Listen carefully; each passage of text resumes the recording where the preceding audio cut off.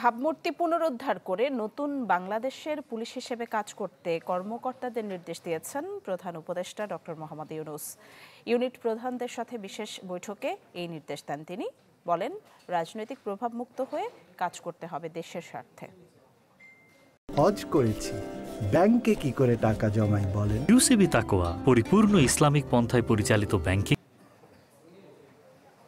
প্রধান উপদেষ্টার তেজগাঁও কার্যালয়ে পুলিশের বিভিন্ন পর্যায়ের কর্মকর্তাদের নিয়ে বিশেষ বৈঠকে বসেন ডক্টর মোহাম্মদ ইউনূস।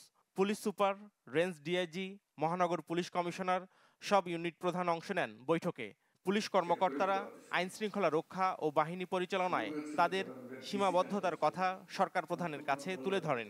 তোমাদের তরফ থেকে কথাগুলো শুনে খুব খারাপ লাগলো, যে অবস্থার মধ্যে তোমাদেরকে কাজ করতে আমরা ঠেলে দিয়েছি, যে করো।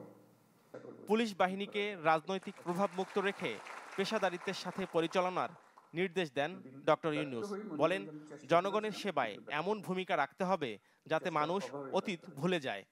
আমরা শুধু পুলিশ বাহিনী না, আমরা নতুন বাংলাদেশের পুলিশ বাহিনী। এই ক্যারেক্টারটার জন্য দেখলে মনে হচ্ছে না, এই লোকটা, এই পুলিশটা নতুন বাংলাদেশের পুলিশ।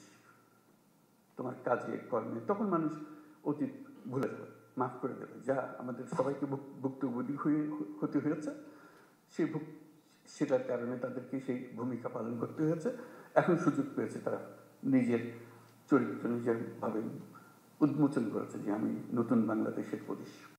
প্রধান উপদেষ্টা পুলিশকে দেশের সবচেয়ে গুরুত্বপূর্ণ বাহিনী উল্লেখ করে বলেন, নতুন বাংলাদেশের পুলিশ হিসেবে নিজেদের প্রমাণ করতে হবে। আমাদের পুরো বাহিনীটা নিয়োজিত, একজন দুজন করা সেটা ঠিক আছে, খারাপ না, কিন্তু তাতে বাহিনী পাল্টায় না। বাহিনী সামগ্রিকভাবে একটা কাঠামো।